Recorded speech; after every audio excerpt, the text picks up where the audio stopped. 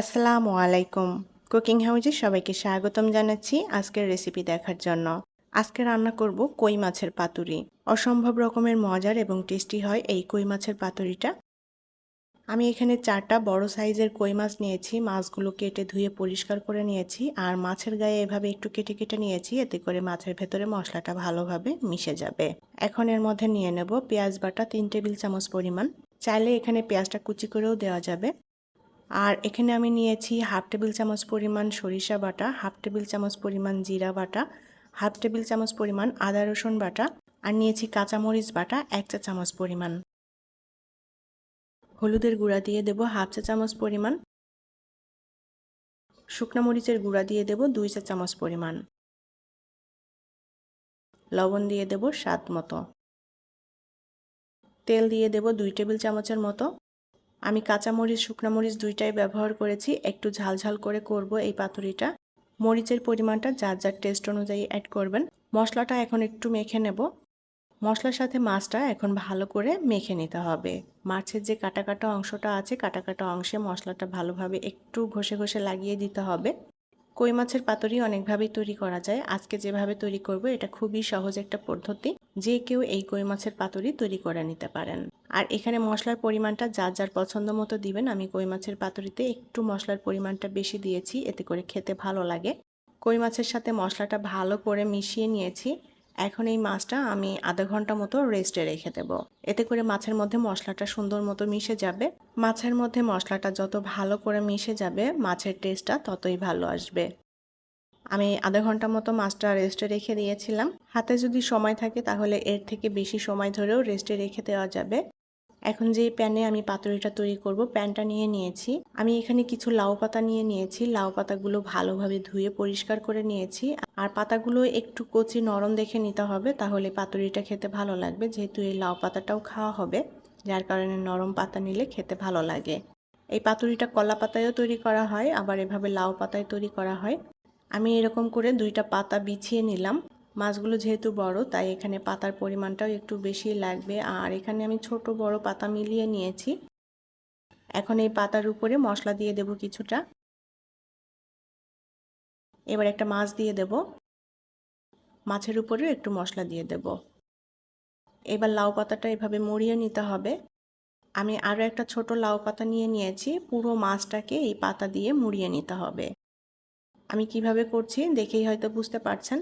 আমি এখানে কোনো প্রকার সুতা ব্যবহার করছি না বাঁধার জন্য। অনেকেই এই লাউ পাতা দিয়ে মুড়িয়ে একটু বেঁধে দেন যাতে করে পাতাটা খুলে না আসে। তবে আমি যেভাবে দিয়েছি এভাবে দিলেও কিন্তু পাতাটা একদমই খুলবে না। মাছটাকে মুড়িয়ে পাতার যে মুখের অংশটা, সেই মুখের অংশটা প্যানের নিচের দিকে এভাবে দিয়ে দিতে হবে, তাহলে এটা আর একদমই খুলে আসবে না। ব্যাস, আমি একটা মাছ মুড়িয়ে নিয়েছি পাতা দিয়ে। এখন প্যানের একটা সাইডে রেখে দিলাম। আরও একটা মুড়িয়ে নেব। আবারও 2টা পাতা নিয়ে নিয়েছি। পাতার উপরে একটু মশলা, আর এবার একটা মাছ দিয়ে দেব। মাছের উপরে একটু মশলা দিয়ে দিচ্ছি। আবারও উপর দিয়ে একটা লাউ পাতা দিয়ে দিলাম। এবার সুন্দর করে পাতাটা চারপাশ দিয়ে মুড়িয়ে নেব। মাছটা মুড়ানো হয়ে গেলে এখন এই যে পাতার মুখের দিকের অংশটা, যে অংশটা খুলে আসে, এই অংশটাকে প্যানের নিচের দিকে দিয়ে দিতে হবে। এভাবে উল্টিয়ে প্যানের নিচের দিকে পাতাটা দিয়ে দিলে তাহলে এটা আর খুলে আসবে না। আমি একইভাবে সবগুলো মাছ মুড়িয়ে নেব। 4টা কই মাছই আমি লাউ পাতা দিয়ে মুড়িয়ে নিয়েছি। আর কিভাবে মুড়িয়েছি সেটা দেখেই হয়তো নিশ্চয়ই বুঝতে পেরেছেন। এখন আমি এর মধ্যে কিছুটা পানি দিয়ে দেব। পানির পরিমাণটা হাফ কাপের থেকেও একটু কম হবে। পানিটা দিলে মাছটা সুন্দর মতো সেদ্ধ হয়ে যাবে। এই কই মাছের পাতুরিটা কিন্তু ভাপেও তৈরি করা যায়। ঢাকনা দিয়ে ঢেকে এখন অল্প আঁচে আমি কই মাছের পাতুরিটা রান্না করে নেব।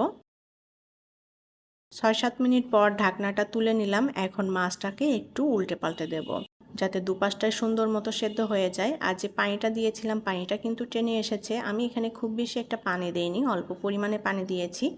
আর এটা অল্প আঁচে চুলার উপর বসিয়ে রাখলে খুব সুন্দর মতো সেদ্ধ হয়ে যাবে। আবারও ঢাকনা দিয়ে ঢেকে দেব।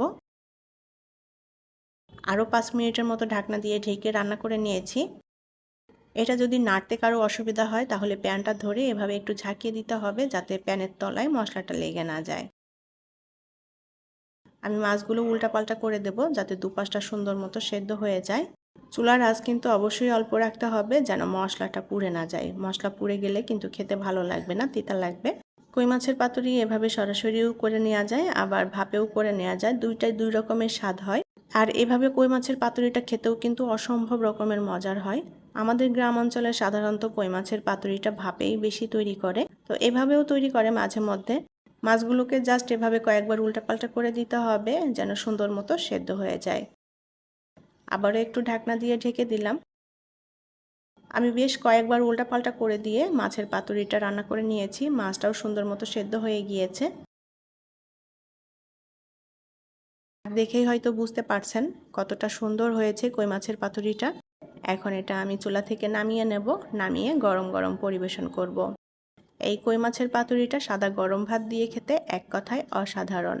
আর এরকম একটা কই মাছের পাতুরি হলে ভাতের সাথে আর কিছুই লাগবে না, এটা দিয়েই সব ভাত খাওয়া হয়ে যাবে। আশা করছি আমার আজকের কই মাছের পাতুরি আপনাদের কাছে ভালো লেগেছে। রেসিপিটি যদি ভালো লেগে থাকে তাহলে প্লিজ ভিডিওটি শেয়ার করবেন। পরবর্তী রেসিপি দেখার আমন্ত্রণ জানিয়ে বিদায় নিচ্ছি। আল্লাহ হাফেজ।